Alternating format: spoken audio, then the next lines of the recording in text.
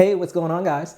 Jerid Fenderson here, bringing you guys some life advice that I would find very applicable to a younger me and hopefully help one of you guys out. So I've lived an exceptionally great life so far. It doesn't mean that I'm finished on my journey and I'm not where I want to be, but at the same time, that doesn't mean I'm not satisfied with how far I've come. And I feel like I have a lot of knowledge that I can give you guys, and hopefully some of you guys take some value from it. With that being said, I don't speak about anything that I'm not too familiar with. I keep it very candid on what I do and don't know. And I hope that you guys take amazing value of this in one way, shape, or form.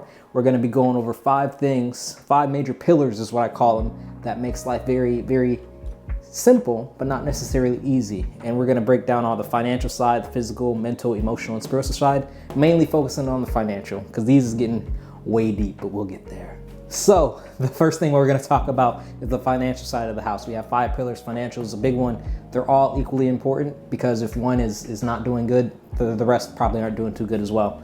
But we have cash, credit, insurance, and investments. We're going to break these 2 up and have those 2 together. So for cash and credit, the big thing, it's money coming in and money that you're borrowing. It's very important to have a good credit score. A lot of people underestimate what a good credit score can do for you in your life. And I'm a huge advocate of using this over using this.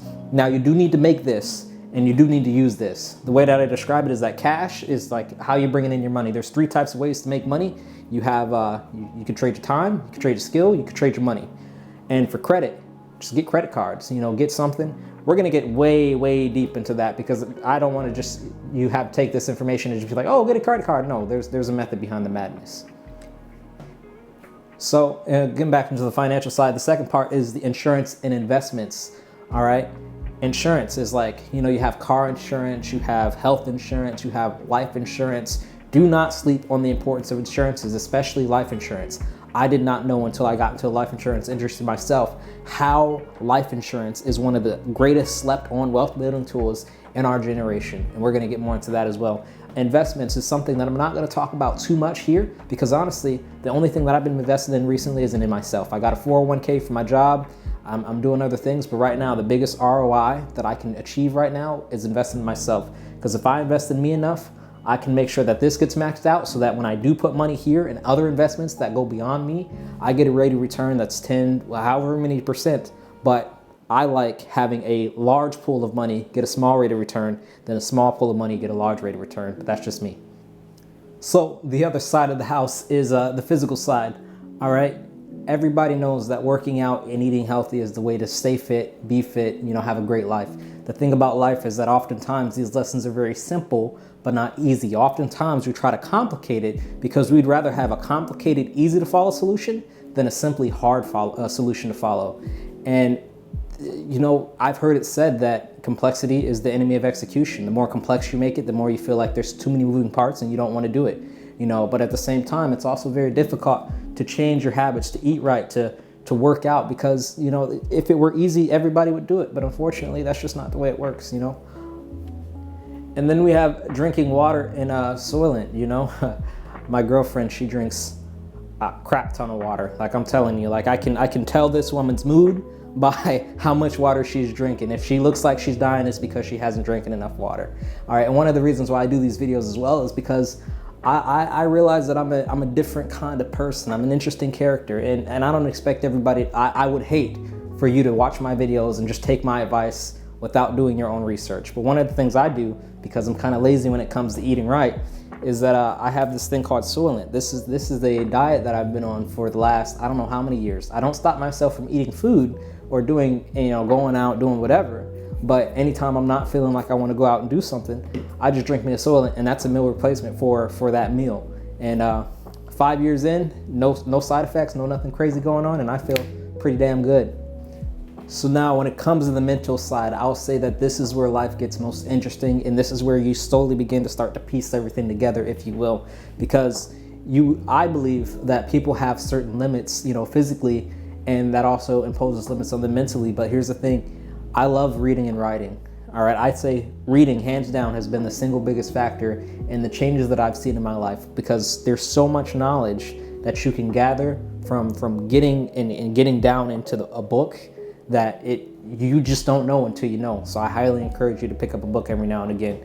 And I actually have 2 books out on my own. One of them is called The Lost Art of Communication, and the other one's called The Best Dollar You Ever Spent: Finances and Communication, my 2 biggest topics that I love talking about, that you will be hearing more about here shortly. So, but in regards to the mental, yet again, there's 2 other things that I like talking about, and that's thinking and listening. All right, not only is it's not enough to just read the book, you have to understand what it's trying to tell you, what the lessons are within what you just read. And that comes from listening, not only to other people, not only to the words that you're reading, like what is your comprehension? These 2 in tandem are key, because a lot of people think, but not a lot of people listen. You also have a lot of people that listen, but not a lot of people that think. The key is to master both. Like, how well can you pick up on not only what's being said, but the underlying tones behind that? Like, what are the deep-rooted lessons that's going to help you build a better life from the content that is teaching you? It's not enough to know what, but the best lessons often teach you why. How does something work? So the next time you need to do something with that knowledge, that information, you have it in your mind in a way that lets you assemble the building blocks to create whatever reality that you want to create for yourself. And this is where it starts to get a little deep, ladies and gentlemen. All right, there's 3 main things when it comes to emotions that I love dealing with, and that's love, compassion, and companionship. Love is not only for the love that you have for other people, but it's the love that you have for yourself. Because the truth is you cannot love somebody else higher than you can love yourself. You may love somebody to pieces, but that love can only be as strong as the love that you're willing to give to you. All right, and so many problems in life come about because people don't know how to properly express and heal from all the stuff that they've been through, and that they're just bleeding all over people who didn't cut them. Wasn't my quote? I don't know.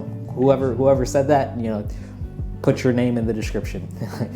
And breaking it down even further in the emotional part is compassion. All right, is once when you have that love for yourself, how does that love, how do you radiate that love outward? How do you let people know that you're genuinely trying to connect with them, that you're trying to make a difference, that you're trying to help people? Because people can feel that energy. We have dealt with social media so much that we don't realize how finely tuned we are to any kind of, tactics, manipulation, whatever. The secret is that people don't mind being manipulated. People don't mind being used. The problem is when we're not clear about what it is we're trying to do, what it is we're trying to accomplish, people realize that people need people. It's when people don't express why they need them. And it's because and sometimes you can't, it's not intentional because you don't know why you need somebody. But when you learn how to have love for yourself, you learn how to have compassion for others, to have greater conversations for the future. And going back to the emotional side of the house, that's what leads to great companionship. It's like, how do you take this love, compassion, and find life partners, not only romantically, but how do you create great friendships? How do you create great acquaintances? It's like so many people, I think, this is my personal theory, is that a lot of people would be a lot more happy if they allowed themselves to be, by realizing the great relationships that they have in their life currently. All right, and unfortunately, if you don't have any great relationships, if you feel like your people around you aren't appreciating you, then you need to change your circle of friends, or you need to audit yourself and realize, maybe you're not being as grateful as you should be, or maybe it's true. Maybe you just need to get up and move. Maybe you need to do something else, do something extreme. We're gonna get into my story here eventually in one of these videos, and I'll tell you exactly what I did to make that happen for me. And one of my low-key favorite parts is the spiritual side of the house. All right, if reading has been the thing that has helped me out the most mentally, meditation is the ultimate thing that you can do for yourself spiritually. Regardless of your religion, regardless of your political beliefs, regardless of any of that jazz, you can always hit meditation, and it is the most beautiful, life-changing thing that you can do for yourself, along with journaling. Meditation isn't about clearing your mind, it's about understanding your mind. And then from journaling, it's the same process. You get to articulate your thoughts onto paper that helps clarify the ideas that you have in your mind, and that helps build that connection with yourself that's then going to translate into better connections with other people, because you understand why you do some things. Why do you feel this type of way? Why did that upset you? Why did that make you happy? That's what meditation and journaling in tandem allow you to do, is allow you to understand you so that you then can begin to better understand other people. And going to the spiritual side of the house as well, once you understand yourself, you begin to understand the world, and you begin to modify and create things and change things that better serve you and hopefully better serve your community as well. That's taking control. For example, I decided to make these videos because I feel like I have enough knowledge to give to you guys that somebody's gonna find value from this. I'm not out here trying to change the world. I just want to change one person over and over and over again, until slowly but eventually we're gonna make the world a better place. All right, and that's me taking control. Some people might not like this content. Some people might not like the things I say. Some people might not like me for being me, but that's okay. I'm not after those people. I'm after the people that resonate, that understand, that believe in what I'm trying to say in a way because they realize that I'm truly and genuinely trying to give advice that's going to help you live a better life, get you to a point where you wake up happy, where you wake up and you're not in, and I wouldn't even say happy, just not dissatisfied with your life. Getting back to the spiritual side of the house as well, not only is it important to understand the things that you can control, but it's also important to understand the things that you can't. Like I hinted at it a little bit in the taking control portion of this, but sometimes you're not going to be able to make everybody happy. You're not going to be able to do everything great all the time. Sometimes your best isn't good enough, and that's okay. For as long as you keep pushing, for as long as you keep trying, you may be a failure, but as long as you're not a quitter, eventually you will succeed. It's a numbers game. Just keep pushing. Don't stop. Realize that you don't get to control the outcome, but you do get to control you. You do get to control how much effort, energy you're willing to put in it. And everything beyond that, let it go. Hey, this didn't turn out the way you wanted to, let it go. Hey, that happened, let it go. Go at it again and again and again and again. And eventually, I promise you, if you stick with it long enough, you will get to a better place than you ever thought possible. With that, I'll catch you guys later.